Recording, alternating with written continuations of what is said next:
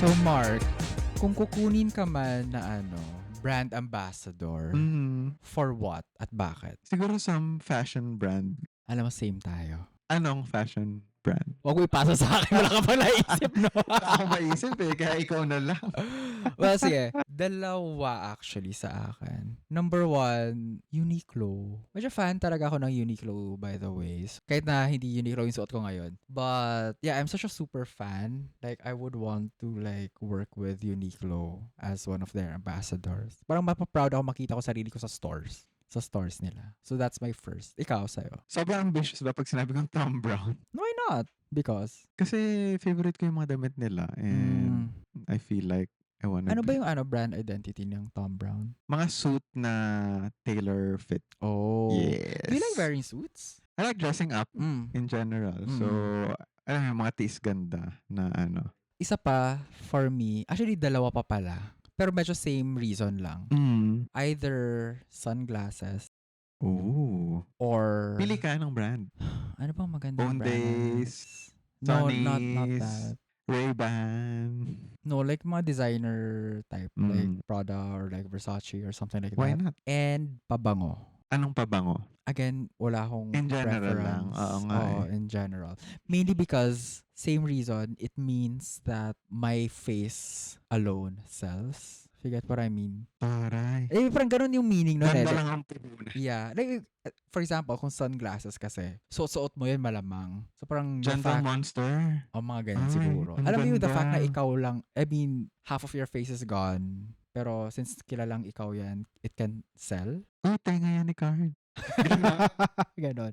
Tsaka pabango I think ang pinaka. Kasi like, how do you sell pabango in a photo? Di ba kailangan sobrang maganda ka? Sobrang mabango looking mukha ka. Kang mabango. So if like a brand will get me for that, parang ang taas ko na nun. Parang gano'n. Pangarap lang naman siya, guys. So, Alam mo, meron akong gusto. Ano? Jollibee. Oh, really? Kasi parang kilala ka ng lahat, di ba? Kung hindi ka, big winner ng PBB, hindi ka makunin ng Jollibee, di ba? Or Ann Curtis, mga ganyan. So, willing ka like magsayaw-sayaw na Tapos may hawak-hawak na chicken Jollibee. joy. Kailangan kasi Jollibee yun eh. Na chicken leg. Gusto ko kung ganyan, kung magja-Jollibee ako, kailangan sa akin chicken breast. Ako leg. Ah, really? Legs for days. For me, kasi diba laging hinahanap, actually yung feeling ko aside from aesthetically, mas maganda tingnan ang leg. Diba laging hinahanap ng tao breast or thigh? So parang mas pinupush nila yung leg. I feel like yun yung reason. Leg or wing. Diba? Ako ba? Ako lang ba? I don't know. Ako leg kasi yun yung lagi kong hinahanap. Kasi may lasa pagka red meat. Mas malasa nga. Oo, totoo naman. So ayun. So bakit natin ito pag-uusapan, Mark? Bakit ito? Dahil ang ating episode for today ay about our favorite influencers or content creators. Na may impact sa buhay natin. Yes. Ganyan. May impluensya. So, by the way, my name is Carl. And I am Mark. And you're watching In Fairness Ha! So, to you, Mark, when it comes to influencers, may effect ba sila sa'yo in terms of like decision-making mo? I feel like may effect pagka, gusto ko ma-associate with them. Like, kunyari, Like, how do you mean? Kunyari gusto mo yung aura niya. Like, hindi lang hindi lang to influencers. Like, for example, sample lang, James Reid, ganyan. Ay, gusto ko maging, parang si James Reid, ganyan. So, kunyari, may nakita kong necklace na suot niya sa isang pen shop, ad. Parang, oy, gusto ko yan, yung ganyang vibe. Hindi man same na same kasi, kunyari, hindi ko afford kasi James Reid yun, di ba? E di, bibili ako ng kapareho sa Shopee, ganyan. Shopee, Shein. Oo, di ba? Right. So, at least may Ipepeg mo connection. sila. May connection kami ni James Reid or ganun. Ikaw, may effect bang influencers? Depending on the influencer. Kapag fashion-related, definitely it will depend on like their lifestyle, how they present themselves. Pero kapag like things na parang, for example, skincare or like, mostly skincare, I believe. Skeptic ka? Oo. I'm in marketing kasi, so medyo alam ko kasi na nababayaran sila. Ay, maganda na kasi yan. Eme lang yung gumanda siya dahil dito. Alam mo yung mga parang nagsasabi na, holy grail ko ito, bakla kaka-release na talaga ng product na to. Ganyan ka na dati pa. Bata pa lang tayo, maganda ka na. Napapaisip ako, so medyo skeptic talaga ako sa mga ganyan. Even like clothing, for example. Even now nga, di ba, pagdating sa pagkain, parang may mga influencers na parang lahat na lang talaga masarap. Never sila naka-sense ng Hindi masarap, no? Parang, yun ang nami-miss ko like say sa early YouTube, early Mm. Instagram na medyo may authenticity pa. So speaking of that, sino mga first influencers mo? Ang first influencer na naalala ko ay si David Kison. Ah, This is right. way back lookbook days. Lookbook Oh, era. Diyos ko, hello yes. yung mga bagets dyan. Alam niyo ba yung lookbook? Feeling ko Yes. hindi na kasi Correct me if I'm wrong. Initially si Lookbook by invite lang. talaga Ang hindi ko alam na ko, alam initially by yung invite time na na yan kasi as a mahilig sa fashion talaga. Nag-join ako ng lookbook tapos Oh, fina-follow ko you have lang an yung mga account? ano.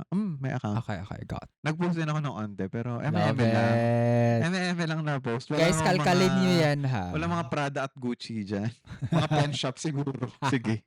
Why not? Valid pa rin Oo. naman. Ang kasabay ni David noon was sila Chris Uy, Camille Ko. Sino pa ba? Nag-stretch ka talaga. Alam mo parang David Gison lang sapat na. Yun lang yung Ah, nakikita ko. Tsaka syempre mga ano rin, foreign lookbookers. Lookbooker ata ang tawag eh. So Booker. hindi pa ganyan kasikat si David G. Ano na siya, may Tsaka patpatin following. pa siya noon. Oo, may kulto na siya sa lookbook. Yeah, to be fair. And talagang he built his way up to... Tsaka trailblazer talaga siya for me. In terms of like men's influencer. Kasi ang hirap dati makahanap ng True. like example of like a fashionable guy. Oo, totoo. Hindi uso David yung Gleason yung ano. first ko. Parang usual pang tinatawag dati. I'm not sure na anong pa ba ngayon yung metrosexual. Parang wala nang Oh my tinatawag na ganun ngayon. God! Metrosexual, Lord God, throwback. Kasi ganun na Oo. lahat eh, ngayon, di ba? Mm. Pag nagme-makeup yung lalaki, okay lang. Wala nang Right. problema doon. Pero noon, pag nagme-makeup yung lalaki, Metrosexual. metrosexual siya. O, di ba? Oo. May sariling label. Na hindi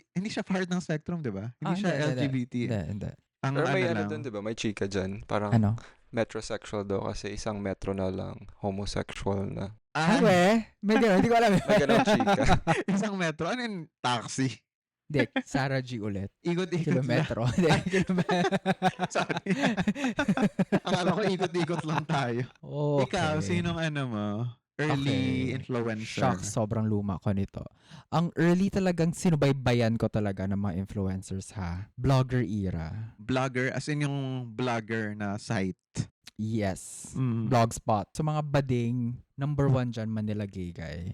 Corp Closet, Gibbs Cadiz. Wala akong kilala po. Yo, si Manila Gay Guy, na-meet ko na siya in person kasi active siya dati sa Love Yourself. Isa yun sa mga trailblazer talaga sa blogging. Ang galing magsulat. Long form pa noon. So, hindi pa Oo. uso yung mga Mahaba tweet pa yung lang. As in, like, they attention really span tell ng mga tao. stories. Yes. Namulat din ako doon and a lot of things being gay. Kasi nga, Manila Gay Guy siya. So, wicked mouth. Ang funny, as in, balbal siya pero nakakatawa siya, witty siya magsulat.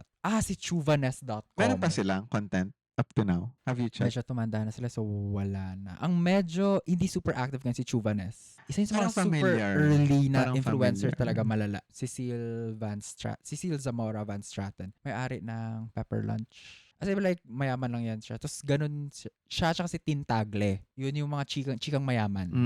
Yun yung mga before Small Loud, Heart Evangelista. Meron rin, di ba dati, naalala ko lang kasi vlog, yung social climbers. Alam mo yun? Medyo later on na yan sila. Oo. Later na ba yan? Medyo later on na yan sila. Pero medyo vlog din Yes. ang platform, di ba? Dami! Grabe! Ay, marami pang hindi pa na. Si Todo sa Bongga, na-meet ko rin yun. Todosabongga.com. Tambay ka ba ng com shop dati? Hindi. Com shop Meron pa talaga. isa, nakalimutan ko si Z. Sa kanilang lahat, ano yung first thing na napabili ka? Hala, hindi ko alam. Or like, may napagawa sa'yo dahil sinabi nila. Like ako, for example. Go ahead. Sa akin, si Toxic Disco Boy. Oh my God, meron pa to barkada nila, The Panty Monsters. Sila eventually yung Ang ganda mga pangalan, no? parang sila yung club kids ng 2000s. So, yan sila. Pao Castro, Jujin, Toxic Disco Boy, mga ex-Tina Superstar. Anong ginawa? Anong meron? So, sila yung parang club kids dati na eventually nag-Cubao X. So, si Toxic Disco Boy, na-meet ko siya eventually, years after. Nagsastop na siya mag-vlog. Nag-vlog siya dati about a thrift store, Uber Finds. Like, parang secondary designer street. Napapunta ako doon sa may Mother Ignacia because of him. Yun yung first ever thing na nagawa ko because of an influencer. Ako more on mga kasi, celebrity. Like for example, yung mahilig kasi ako mag-test din ng mga perfume, ganyan. Right. Kunyari, na-associate siya kay, hindi local. Kunyari, Kim Son Ho, ganyan. ito yung amoy niya, or di try ko, tapos sobrang Enjoy. bango, ganyan. Yun yung influence nila. Hindi Kaya ka siya, pala bumili ng perfume ni Katy Perry. oo, no.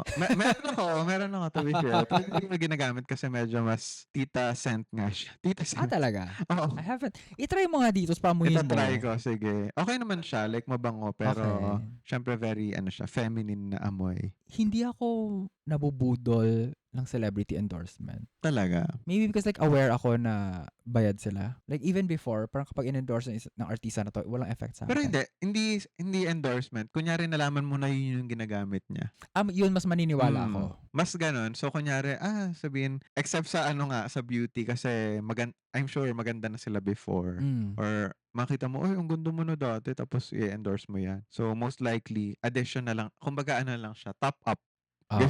Oh my God, sobrang nakakahiya. May ginawa pala ako in the name of skincare. Teenager pa ako nito. Early YouTube days. Like sila Niga-Higa. Oh my God. Kilala mo to? Oo. Medyo Si kilala Ryan ko pa Higa. naman. Oo. Sino pa nga ba? Kev Jumba, Michelle Fan. Alala mo to? Kilala mo siya? Yung naalala ko pa. may creepy jowa sa likod na nagkikeme-keme habang nagre-record siya. Ay, hindi. Ang naalala ko yung una mong binanggit. Ryan Higa. Yes, oo. Siya yung most followed before Anyways, ito si Michelle Fan. Oh my God, nakakaloka. So, ni-recommend niya for salicylic acid, gumamit ng aspirin. Tapos, i-crush mo yung aspirin kasi basically salicylic acid yun. Ginawa ko siya. Ano nangyari? Anong effect? Wala, parang once or twice ko lang ginawa. Okay. Give upan ko na. Yun, isa rin pala sa mga early days sa pinagawa sa akin ng isang influencer. Ikaw, meron ka pa? Aside from perfume. Ano pa ba? Hindi ko alam. Siguro mga na lang, damit. Basta mga stuff na medyo associated with them. Accessories, ganyan. Mga skincare, wala masyado. Kasi yung ngayon, yung mga, for example, cosmetics, syempre na yan, endorsed by celebrities, ganyan. So, try it for yourself na lang. Tsaka mga reviews, ganyan. Right. At least ngayon, di ba, hindi na tayo entirely umaasa sa influencers lang. Sobrang dami na nagre-review sa Shopee, sa TikTok Shop, sa Lazada, kung saan ka mang platform bibili. Kahit online, hindi mo man siya matry firsthand. Ang daming nagsabi na, nag-clog yung pores ko dyan. So, hindi ka na bibili kasi nakakatakot, di ba? Like right now, it's so difficult na to like make sure na whatever this person is saying is actually true or not. Mas maniniwala ba ako sa mga Reddit at saka rating sa shop? Kahit ngayon nga, medyo paminsan questionable na yung Reddit. Kasi may issue bago lang yung Reddit na may nag-AstroTurf. What is AstroTurf? Okay. Merong isang company called AstroTurf. Product nila is yung fake grass sa mga gym. Ang naging strategy nila is basically magpakalat ng mga trolls sa Reddit praising AstroTurf. Yung nahuli na sila na mga taga-Reddit, naging term na siya na AstroTurfing. Wow. So, kinda like Na-associate sa company na yun. Kinda like trolling na siya. Kinda like basically brands do this na parang they hire like 15, 20, even 50, 100 influencers. Like micro ones. Like above 1,000, above 5,000. Na-affect talaga yung public perception dahil in essence trolling. Right now, medyo naging skeptic na ako na whenever somebody endorses something or praises something. It's ngayon, meron ulit sa Reddit Philippines na Ariel tsaka Del, di ba? Parang masyadong pinapraise yun. Tapos yung moderator, parang close na natin to kasi medyo sketchy ka na. How about yung mga for example, mga beddings, ganyan. Beddings like? Mga bakla. Hindi, mga Sorry. mga pillow, ganyan, or kasi 'di ba, pagka medyo tita, mga ganyan na yung binibili, mga home stuff, ganyan. Na-affect ka ba ng mga, ay, ang lambot nitong bamboo something? Oo, pero like not because of an influencer. Kailangan see for yourself pa rin talaga. Kasi may time din ng pandemic, I think medyo nung pandemic or after that na, syempre pambahay, lahat nasa bahay. So mga kumot, unan, ganyan. As in, maraming taong bumibili. Oh my God, ng did you want to buy Emma? Hindi, kasi namamahalan pa rin ako eh. Ako naman parang may subok na may Uratex na may Mandawe foam. So, apprehensive ako sa Emma nun when I got that. Tama, di ba? Malaki ang discount ng Emma pero I think more on mahal pa rin siya. Sige. Sige, top influencers natin. Tig-isa tayo, parang gano'n. Sige, go. Nag-prepare ako ng listahan dito. Bakla parang ang dami yung nakikita ko Ang dami listahan. Ito kasi batchmate ko siya nung college. Orgmate ko rin siya, friend ko. Si Jax Reyes, Jax if Reyes. you know him. Ang page niya ay Kaskasan Buddies Mhm. and super helpful It for is very everyone ng helpful. kanyang page. Nag-quit siya ng full-time job niya to be a full-time influencer and help people financially. I mean, hindi naman siya help people financially. Parang nag-dole out ng pera. Anyway, so yun. Financial literacy. Financial literacy. Oo, kasi hindi naman secret na sa Pilipinas or anywhere else na hindi super financially literate ng mga tao. Mhm. So, Kaskasan Buddies, he usually posts yung mga tips for saving, Mhm. ano yung mga promos sa mga credit card, Mm. how to avoid fraud. Yan, mga ganong bagay. Saan? Mga MP2 ba yon sa pag-ibig? Pag-ibig, Oo. MP2. Ano yung mga sulit for example, for travel, na credit card. May spreadsheet siya. May comprehensive Yeah, meron nga. spreadsheet siya ng mga credit cards kung saan sila best, ano yung mga interest rates. So, super duper helpful siya sa mga taong nagsa-struggle with financial literacy or want to expand lang yung mga Mm. mga lounge, ganyan. Kahit Right. mga ganong bagay. And ang nakakatawa lang din doon, yung mga tao, sobrang charming na nila kay Jax na may titang nag-chat sa kanya one time na sabi, pwede bang igawa mo ako ng e-gov? Huh? Pinost niya yun. Apaka-entitled naman nun. Si tita, hindi niya ata alam kung para saan yung Kaskasan Buddies na nag-chat siya sa page ni Jax at sinabing gawan siya ng e-gov. Oh, medyo naawa ko kung totoong tita siya. Siguro Eh. innocent lang din. Oo nga Pero eh, oo nga eh. nakakatawa yung Anong ganun. ginawa niya? Ginawa niya talaga? Siyempre hindi. Ay. Pero yun, nakakatuwa lang din kasi marami rin nagte-thank sa kanya na Very helpful naman kasi. Genuinely helpful naman din kasi so yun, talaga. I think no one can hate an influencer na super helpful for Right. many. Yeah. I like the spreadsheet. Wiwindang lang ako, let's say, sa banks themselves. Like, they have tons and tons and tons of like credit cards. Like, mababa na yung 5 Totoo, ang ino-offer no? nila. Iba't ibang klase ng credit Yeah, cards. like, why make it so confusing? I find it confusing, to be honest. How Or many credit cards more. do you have? Isa. Sorry, mag-digress lang ako. Isa. Right now, isa lang din, yung active ko. Kasi hindi na ako magaling mag-manage so dadamihan ko pa ba, 'di ba? But I'm trying to diversify it. Kasi, actually dalawa pala kasi may siya, for travel, parang variation. Pero hindi ko masyadong ginagamit, ganyan. Or magagamit mo soon. Hindi ko yung gagamitin. Hayaan mo Baka siya. meron kang Natutulog lang yan dyan. may Japan ka soon. Oo nga eh. Ano pa naman siya, JCB pala. So, JCB is good for Japan kasi nga Japan credit card yun eh, 'di ba? So, Talaga JCB? yes. Japan Credit Bank ba yun? Ibig sabihin? So, parang similar Euro, siya oo. sa like Sorry, hindi bank. Visa, MasterCard. So yun, ipapromote ko lang yung Kaskasan Buddies kasi nga super Right. helpful. At si Jax ay naging classmate ko rin sa econ class. UP siya, no? UP. And ayun, super helpful ng Kaskasan Buddies for people. And nagre-reply din siya. Minsan chinat ko siya kasi dun sa hindi ko chinat sa personal account niya. Chinat ko siya sa KKB. Sabi ko, may nag-text sa akin sa BDO, mukhang fraud. So, i-report ko raw. Ayun, nagre-reply naman agad si Jax pag kaya. I feel like somebody else na yun. Hindi, siya lang Asa din yun talaga? talaga. Wala ba siyang people? Parang wala I feel like naman. ba yun ang meron na? Baka mawiwindang naman si ma'am. But anyway, Ayan, happy for ikaw. Jax. Ikaw naman, your Wait turn. lang. It's a podcast na pinapakinggan ko. Medyo last year lang sila nagsimula. UCSP, yung pinanood natin kanina. Oh, yes. So, unsay check ka sa Parlor. So, Bisaya podcast sila, si Lyle and si Shane. And I love them kasi super funny lang nila. Ng podcast nila in Bisaya. And they just talk about kind of similar to ours. Na parang kung anong trip na pag-usapan. Pag-usapan lang nila. And they have like super funny Chika takes. lang, ganyan. Oo. Gusto ko yung episode nila ng social climbing. Kasi super funny na story na yun. Parang isa sa kanila, si Shane, nag-social climb siya. Parang sa isang dinner siya with like new people, I think na na-meet niya. And then number 1, akala niya libre, pero hindi pala. So nag-ambagan na kulang yung money niya. So yung last 500 niya, parang kulang pa ata yun. In-insert niya lang. Tapos bahala na kayo dyan. So yung una.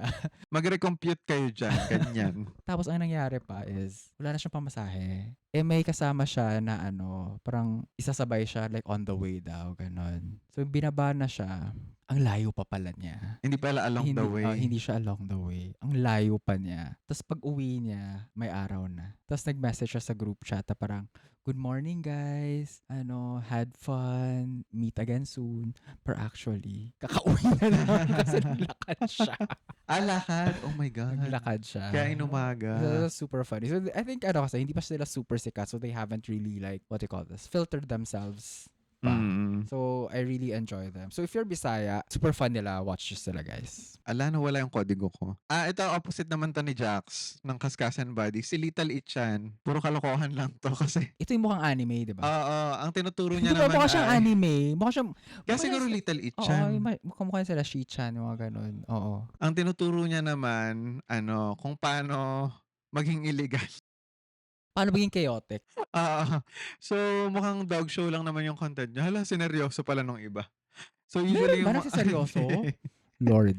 Ang usual na content niya lang, parang kunyari, ito may timeline tayo. Kunyari, mag-aaral ka to, from 15 lang, basta hanggang 20 years old. So after nun, kung magtatrabaho ka from 20 to 50 or 60 years old, pagka-retire mo, gurang ka na bago ka makapag-enjoy ng life. So kung kunyari, 20 to 25, gagawa ka ng illegal, 25 onwards, makakapag-enjoy ka na.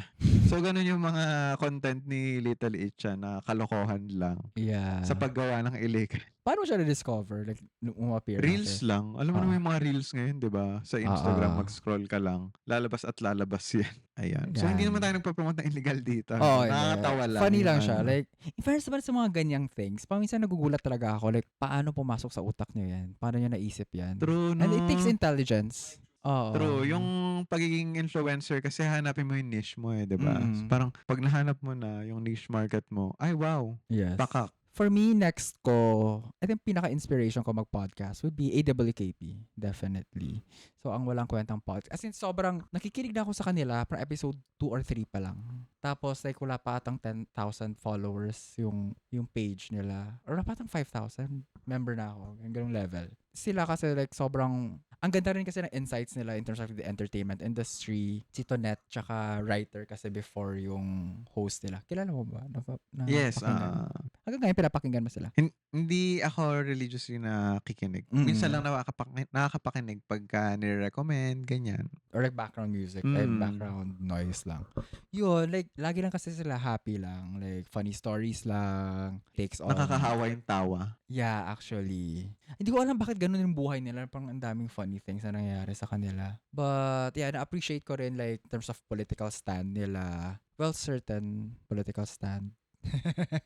Yeah, generally, I wouldn't like discover like movies or like actors or writers if wala sila. So in fairness to them, medyo malaki yung cultural impact nila. Like right now, Sunshine, I haven't really watched it, but super maganda raw. And Sobrang ganda nga ng feedback, no? Oo. Medyo rare kasi for a local Filipino film to have that much impact. And I think malaking impact yung followers ng AWKP. I mean, napasikat nila si Milo, si Ina Evans. And they use their platform to like promote also like other movies that we wouldn't care about if hindi natin napanood sa kanila. So, ayun. Yung next ko naman na favorite influencer kasi super relatable siya. Si Charot. So, si Charot, ang mga content niya yung mga usual na ganap sa buhay, na kamot ulo lang, ganyan. Pero sobrang relatable. Tsaka yung may mukha kasi si Charot na parang... Ano ba sure? Kailangan ko ng visual aids. Gusto mo ba manood tayo ng Charot? So, si Charot parang, alam yung mukha niya parang relatable talaga. Yung kunyari, yan. Okay. Nakikita ko siya. Okay. Mga content ni Charot yung, for example, yung nasa yung POV ay yung nasa bahay ka ng kaibigan mo, tapos inaaya ka ng nanay na kumain, ganyan. Tapos hiya-hiyaan ka kunyari. So, very relatable siya. Hindi ko alam kung bakit, pero may effect si Charot na yung parang lahat ng tao na experience nakakatawa nga yung comments sabi parang lahat ng experiences ng mga tao na experience ni Charot kasi ganun yung content niya. Yung next ko, similar to that, and that's Davao Conyo. Davao Conyo. So siya, na-discover ko siya nung literally nagda-Davao Conyo pa siya. Like, ano man ito? Ay, may ganyan ba? Wala na-discover ko si Davao Conyo. Yung medyo sikat na siya. yung medyo sikat na siya. Yung sobrang early days niya, ganun pa kasi siya Parang, what if magda-Davao Conyo si Rapunzel? Parang pinaparody niya yung Davao Conyo. And then eventually, sumikat na siya, like, straight Tagalog na siya. Okay. And similar to yours, that's Charuth. I think, ang tawag doon would be slice of life. Oh, yun Right. pala. I think that's a Mas genre ang like ganda sa naman anime, nun, slice of life. like sa comedy series, Mm. may gano'n na slice of life lang na alam mo yung parang this part Shared of experiences Yeah. of humanity, ganyan. And I think gano'n naman talaga like sila Sasa Girl, Oo. McCoy Dubs. Sino pa ba mga ganun? Donna Cariaga, I guess. Yung mga na-experience natin lahat. Sobrang relatable talaga ganun. Kasi parang nangyari na to sa akin eh. Oo. Tsaka nakita ko to si Davao Conyo sa BGC dati. Very ano Mm. lang. Low-key lang, ganyan. Nakaupo Mm. sa food court, nakikinig sa ano niya, AirPods, ganyan. Ganun lang. Ba't yung tatawa? Ano gusto mong gawin niya? Tumatambling sa food court. Imagine mo, Low-key lang naglalakad siya. siyang Naka-headstand. Ganyan. Ganun. Nagre-reel siya habang naglalakad. Sobrang animated. But to be fair, I haven't heard anything negative about Davao Con. Mukha siyang nice. Yun lang yung masasabi ko nung Oo. nakita ko siya. Tapos meron pa siyang era dati na medyo nagta-thirst trap siya. Kasi Feeling ko nagsistart na siya mag-gym. maraming dumadaan sa ganyan na. I feel na ano. like. Baka to ano lang din, gain more followers, ganyan. Alam mo Right. naman. To be fair, like for me what's your comment on thirst trapping? Wala, hindi mo kasi ma-take away yung ano, yung quench, thirst quenching ng ano. Mhm. Parang yung paghahanap ng mga tao ng ano, I think part yung sexuality ng mga desire ng mga tao. Kaya Mm-mm. part lagi ng paghatak ng audience yung thirst trapping. Right. No? The one thing with thirst trapping for me, wala namang problema eh. Kasi two things. Number one, if may bumibili ng binibenta mo, if may nanonood, may nagla-like ng pinagpo-post mo, then go. Mm. It's kind of not your fault anymore. So that's one. Number two, I feel like kung umamin na yung tao na thirst trap siya, walang problema sa akin. Walang Guess mo ba? pagpapanggap, Oo. ganyan. Diba kasi parang, I'm just like Nicey checking my nice. gains. Okay. Mga ganyan. Or I'm just like, recording like how much I'm lifting. Mga ganyan. Doon ako medyo nagka-question. Parang, umamin ka na lang. If it's a thirst trap, then go ahead. Nothing wrong with it. Would you ever do thirst trapping?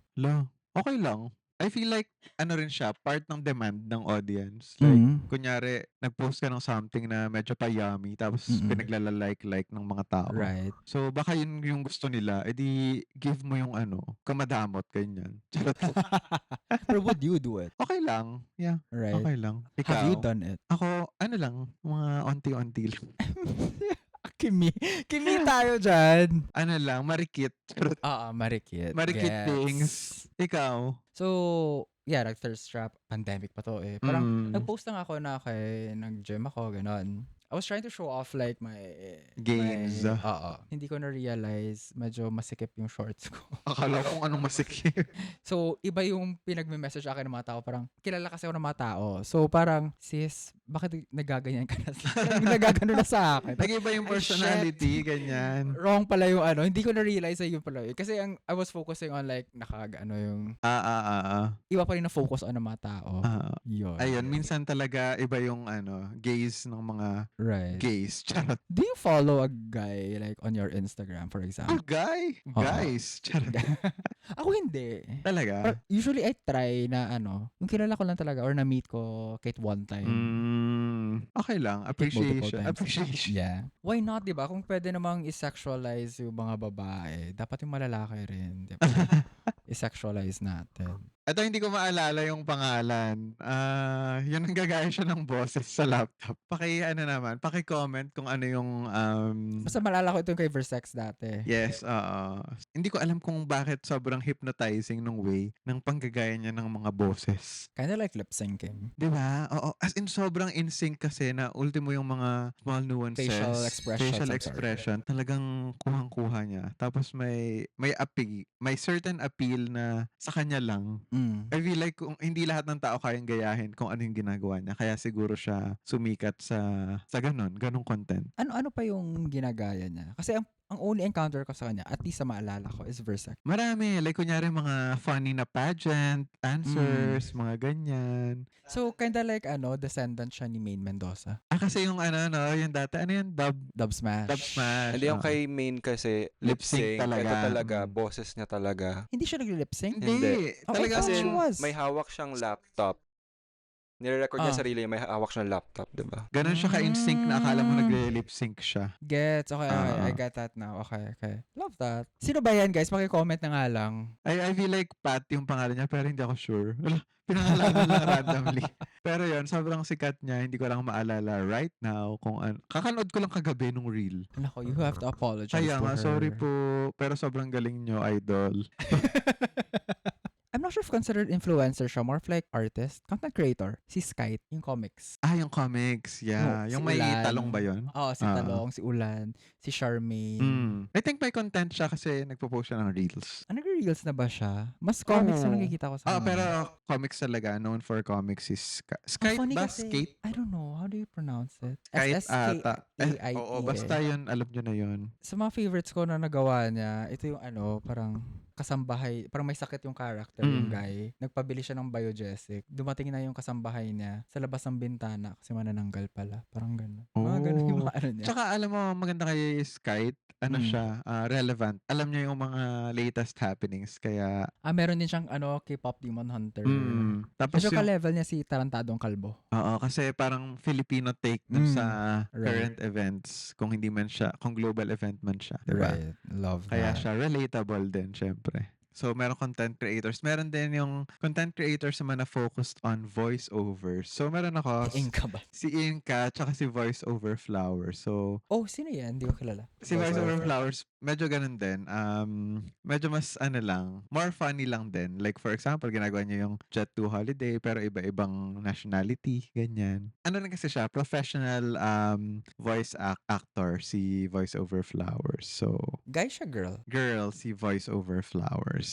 So, magaling din siya. Nagtitake siya ng mga request from followers. Masaya manood ng VO content kasi yan yung mga nakikita natin ngayon sa TikTok na hindi natin nakita before the age of social media. Like, paano ba sila gumagawa ng mga commercial, ganyan. Sino ba yung mga bosses behind the iconic lines of mga brands? Or for Right. example, yung napanood ko pa lang last night, yung sa GMA ball na hindi gumagana yung mic ni Inka. So, nakatayo lang daw yung mga artista kasi hindi niya ma-command na or hindi niya masabi sa voiceover na you may now take your seat dahil hindi gumagana yung mic niya. So, habang nagpapanik si Direk Paolo Valenciano, if I remember correctly, wala magawa si Inka kasi wala siyang mic.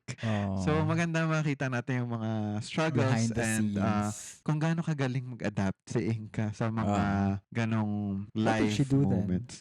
Nanghingi sila ng other mic para makapag start. Kasi yan, sabi niya nga, yung challenge over live events andun talaga. Hindi mo malalaman kung anong mangyayari pagka live yung voiceover. Actually, it's very interesting.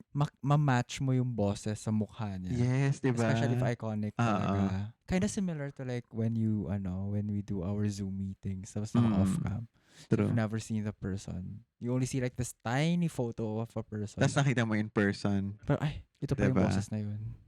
It's very interesting. I heard this is a good thing about social media also. No? Parang ang daming nabubuklat na mga behind the scenes. True, Yung may number 1 mo? May may ranking ba? Wala namang ranking. Ay, di ba? Pang-5 mo? Pang-ilan ka na ba yan? Parang pang-5 na yan ata. For me, ang number 1 ko would be si Erwan Yusuf. Yung yeah. ano niya. Ano nga ba yung ano niya? Ayun, feature. Kasi I think he's doing what NHK is doing for Japan, which is like really showcasing like Filipino culture. Ang dami na, kung saan siya napupunta sa totoo At saka lang. ang ganda ng quality. Yes. Grabe, no? As in, Top-tier NHK production. levels. Like, ganito dapat may documentary sa mga Philippines. I think isa siya sa mga nagpasikat ng asin to buok. Yung dinosaur egg salt. Oo. Oh, wow. Ano ba yun? Hindi ko alam yan. May salt na nilalagay sa isang palayok na pabilog. Tapos, parang habang niluluto siya, niro-roast, nabibiyak siya sa mukha siyang dinosaur egg. Oh, wow. Ang ganda. Yes. Ganda pala niyan. Gusto mo ma-experience yan sa sa Toyo. Saan siya? Ginagawa lang siya? Sa Bohol, I believe. Okay. Oh, wow. Because Alin ang kinakain dyan? yung white, yung salt. So, you have to grate the salt. Oh, okay. Oo. So, when you eat it, ginigrate siya. Tibuok kasi tibuok means buo. So, buong asin siya. Ang dami kong gustong matry or mahanap na ma-feature na niya. Yung kalamansi na dinidesign na pansit na kung saan. Yeah, the quality is really good. And syempre, it helps na... At wala siyang arte kumain ha. Oo. Kung saan siya lumalaps. Pero syempre, it helps rin na yung mukha ni Erwan ay Well, pleasing to the eye. pogi Diba? siya. Oo. So, bigay na natin. So, at least he's doing it, using it for I good. think important yun, no? Pagka yung Alin? mga content mo. Mm. Like si Inka, maganda si Inka, di ba? So Mm. si Erwan, yan. It really helps din talaga na kung yung content mo, yung mga ganyan, mga masarap na pagkain. Syempre, maganda na ano. Mas nakaka-entice Right. pag-pleasing to the eyes. Especially like sa content ni Erwan na medyo educational serious siya. Like documentary style kasi gusto True. niya. So, it really helps na mapapastay kang mapanood kasi nandun yung mukha niya. So, what do you think about influencers that are not necessarily visually Marami rin pleasing? naman kasi, di ba ano? Pero meron silang common denominator. Ano? Self-deprecating. Pwede. Or Which is funny, unfortunate ganyan. nga, funny. Funny. Oo. More But on it's funny hindi naman content. dapat necessary. It's sad lang. Okay, I don't want to give an example, but anyway. Sa next episode na yan. So, si Erwan for me, ang number 1 content creator sa Philippines so far. Like, I really like his stuff. Doing God's work. Wow. Ay, may top content creator. Ay, alam mo ako, hanggang ngayon, fina-follow ko pa rin si David G. Kahit may Gisado fam na siya. Before, wala pa namang ganong tawag. What's Gisado fam? Yun yung fan base ni David Gison. Gisado. Kasi di ba Gison? Yeah. And it also helps na partner niya si Angelique Manto. Who is very Pinay Beauty Morena. Nanggaling si Angeline sa courtside reporting before. Yeah, So yun, UAP. ang ganda rin ng mix ng content nila together. So, of course, fashion, ganyan. Minsan funny rin, ganyan. Travel. So, parang lahat ng mga gusto kong content ginagawa nila. So, kaya hanggang ngayon, I feel like ang top content creator ko pa rin si David G. Parang pagka may hindi ako sure sa isusuot ko, titingnan ko, ay, okay ba yan? So, Ganon. yung WWD. Ganon. WWDD. What would David do? To be fair, I've worked with him. I haven't met him in person. I've emailed him multiple times. I don't think he will remember me. But madali siya kausap, to be fair. Bigay ko sa kanya like, okay, go. Ganyan siya. Siguro dahil nga isa siya sa mga trailblazer. Alam niya yung grind. Alam na niya. Okay, sobrang tagal na niya sa ganyan. Kasi doon na talaga siya nabuhay. Imagine college. Yeah. Mga Grabe. 2010, ganyan. Tsaka yung nag-start siya sa mga, ito yung sinusuot ko to promoting mga, na talaga, high fashion brands. I mean, medyo default na siya na influencer sa Philippines. Siguro, may runner-ups pa si Oo nga, Mark. syempre na-discuss natin yung mga favorite natin, pero meron pa akong mga, ito trailblazer din to. Alam mo, hindi ko alam kung kailan si Petra Mahalimuyak. I've heard of that name. I haven't seen. Ayan, very random lang din yung mga content ni Petra, pero Ito ba short hair? Joke lang. Iba. funny siya. Iba-iba yung content niya. Alam mo yung, there's something about, pretty girls na walang pake sa mukha. O kanal. Parang, kahit baboy-baboyin nila yung mukha nila or kengkoy-kengkoy. Funny siya. So, hindi siya effective sa lahat ng tao, pero I feel like kay Petra Mahalimuyak. What is she best known for? Hala, hindi ko sure kung ano. Yeah, like mga 2015. Medyo narinig ko ng pangalan niya. So, she's been there for a while. Pero grabe si Petra, who is Ashley Rivera talaga, invited na sa GMA Ball. O, diba? Ganong level. Love that for her. Hindi siya Filipino, si Jessica Lee. Oh. Silang dalawa ni Sohee. Yung mga kumakain-kain, mga Koreanang kumakain-kain na sa anywhere sa Pilipinas. Kumakain-kain na sa Pilipinas. Bakit? Ano yung content Kilala nila? yun si Jessica Lee. Parang hindi ko siya. Jessica Lee, siya yung, dito na siya lumaki, diba? Or something like that. Medyo marunong siya mag-Tagalog. And I like kasi na very authentic and honest siya in terms of her reviews. Like, meron siyang ang pinaka. Parang, she'll go to a place, maghanap ng local, sa BGC ba or like sa Batangas, ganyan. Tapos like, sana pinakamasarap na bulalo sa Tagaytay, ganun. Tapos magbibigay sila ng recommendation. Hindi ko siya kilala. So yun yung gagawin niya. So kasi ikaw na lang ang mapapagod kumain sa isang araw, parang 3-4 na restaurants pupunta para kumain ng bulalo. Tapos kung wala talaga, oo. Or like best kainan in Tagaytay, ganyan. Tapos, in the end, magbibigay siya na, ito ang pinaka-favorite ko.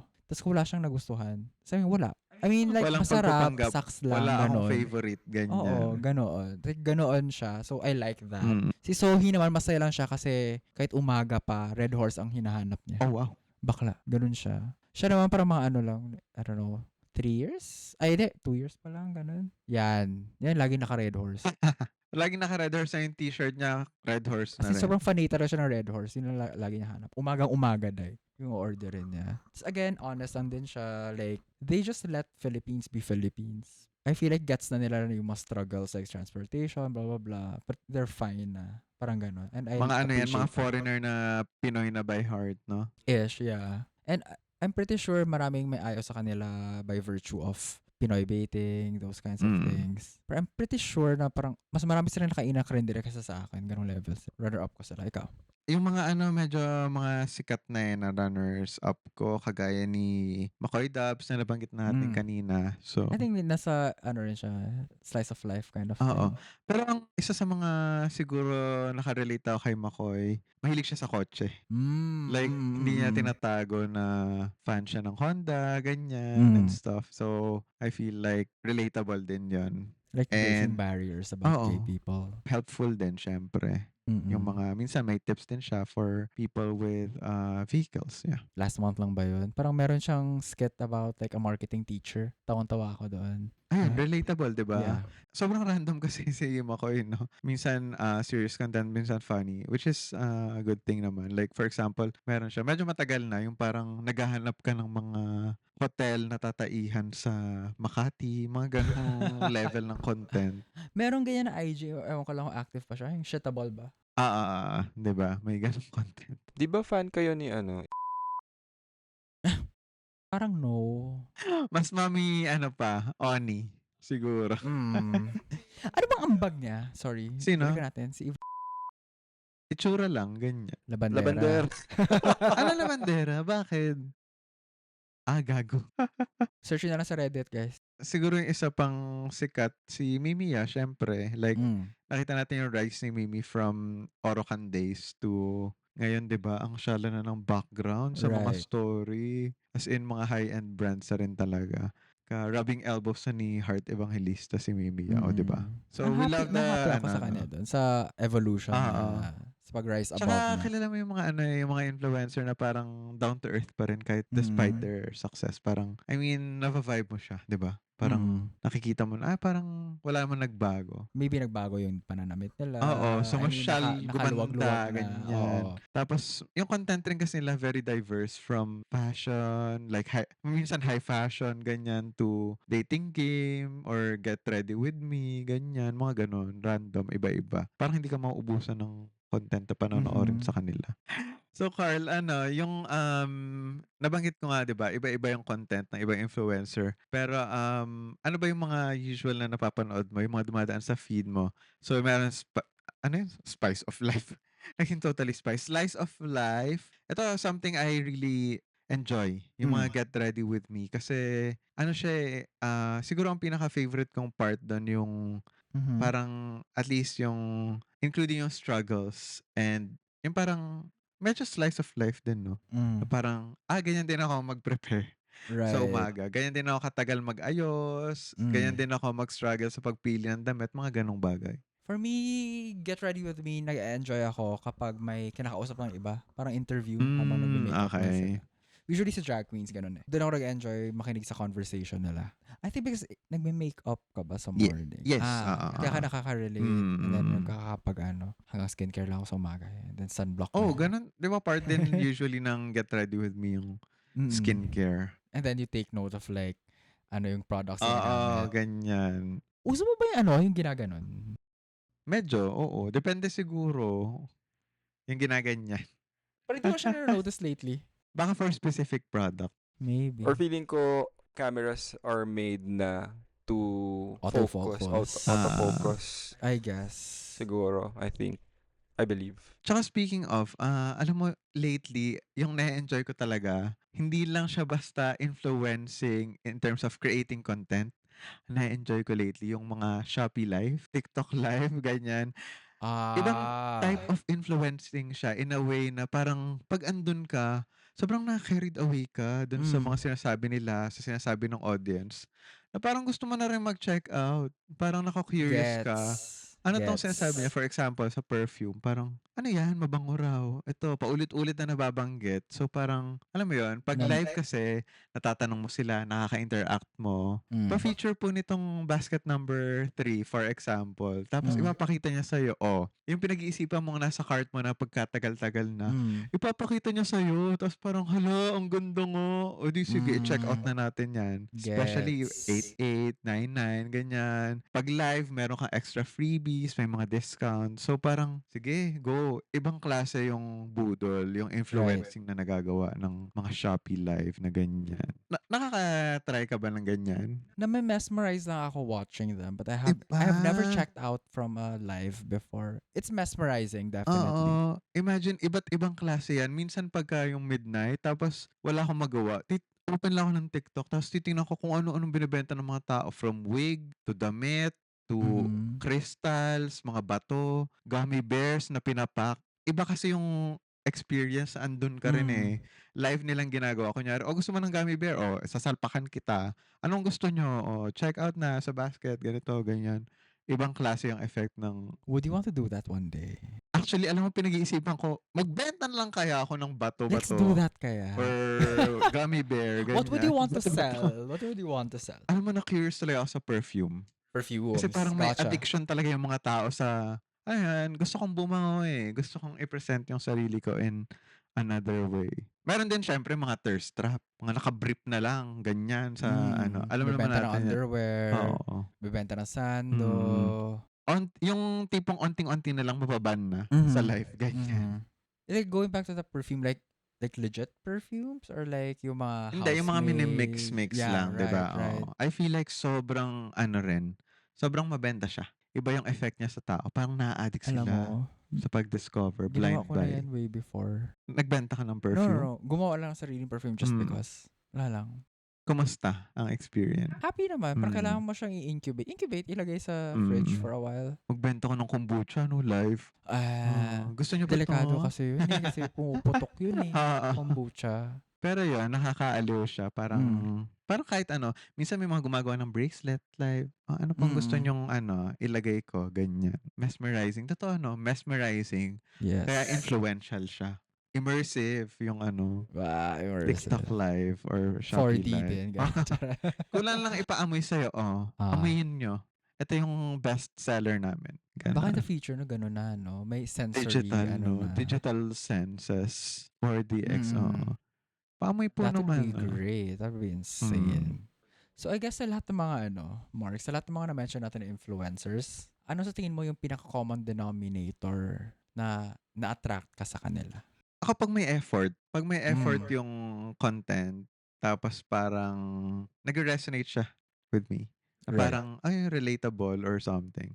'Pag Mm. relatable talaga, parang Mm. best yun 'pag relatable siya, parang slice of life, yun talaga yung parang, ay relate, so Mm. go. O kaya puwede ring ano, siya yung ano mo, goal, ganyan. Right. Ipepeg mo siya Mm. aspirational. For me, kapag authentic siya, especially now, in a sea of paid influencers, it's refreshing for me to know like if a person is brave enough, if an influencer rather is brave enough to like, ay hindi to masarap, ay hindi to magandang quality, ay Mm. nagka-breakout ako dito. Mga ganon type of content creators, mas natatrust ko siya. That's why I resonate more. Well, going back to Erwan, since siya yung number one ko, maybe thankful lang ako sa kanya that he makes those documentaries about the Philippines. Kasi sobrang ang dami kong na-discover dahil sa kanya. Yeah, I appreciate that a lot. Ayun. Maybe educational and authentic yung sa akin. So, guys. Ano na yan, plug So socials. that's it for us for this episode about our favorite content creators. Once again, my name is Carl. You can follow me at Carl Sinogen on my socials. And I am Mark, at Mika Bonbon. You can also follow In Fairness Ha in all our social media platforms. That's Instagram, TikTok, Spotify, and YouTube.